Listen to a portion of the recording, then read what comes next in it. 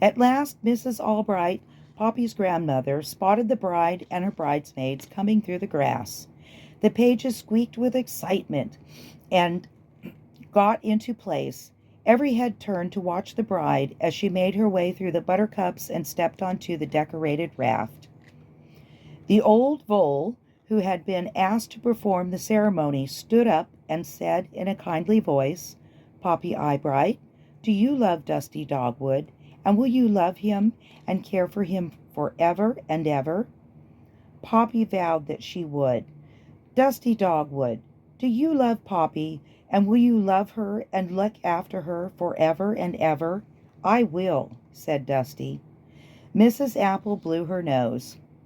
Then, in the name of flowers and the fields, the stars in the skies, and the streams that flow down to the sea, and the mystery that breathes wonder into all things, I pronounce you mouse and wife. All the mice cheered as Dusty kissed his bride, and the bridesmaids threw baskets of petals over the happy couple. Mrs. Apple wiped a tear from her eye, and the dancing and feasting began.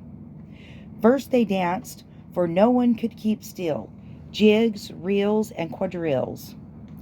Mr. Apple proposed a toast. "To the bride and groom, may their tails grow long and their eyes be bright, and all their squeaks be little ones." The guests raised their glasses, and then they danced again. The dancing was so vigorous that the raft bobbed up and down. Gradually, the ropes holding the raft began to wear through, and one by one the little ropes snapped, until finally the very last one gave way. They were carried into midstream by the current. The young mice squeaked with alarm at first, but as they seemed to come to no harm, they continued with the feast.